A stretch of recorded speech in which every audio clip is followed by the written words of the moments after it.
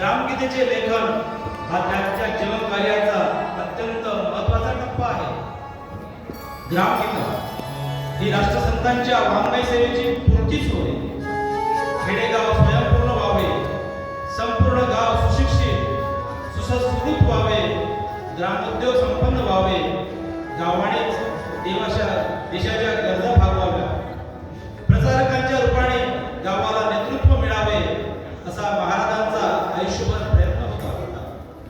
देशातील तरुण हे राष्ट्राचे भावी आधारस्तंभ व्हावे, राष्ट्राचे संरक्षण करावे यासाठी त्यांनी ग्राम संरक्षण दल स्थापन केले. वयाच्या 21व्या वर्षी तपोसाधना केली.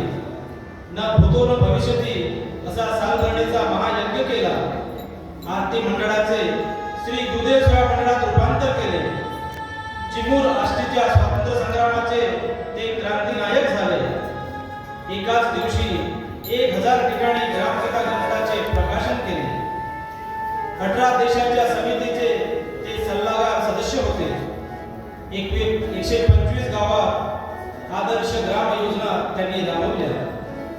जपानमध्ये विश्व धर्म परिषदेत त्यांनी सहभाग घेतला होता. तुकाराम दादांना श्री गुरुदेव सेवा मंडळाच्या तत्वज्ञान प्रचाराची जबाबदारी त्यांनी सोपवली होती. महाराष्ट्र ही संतांची भूमी आहे. निवृत्ती, ज्ञानदेव, सोपान, मुक्ताई, एकनाथ, नामदेव, तुकाराम, गाडगेबाबा ते तुकडोजी महाराज यासारख्या संतांनी भजन, अभंग, पोवाड्यांच्या माध्यमातून आध्यात्मिक तत्वज्ञानाचा प्रचार आणि प्रसार केला. चला तर ऐकूया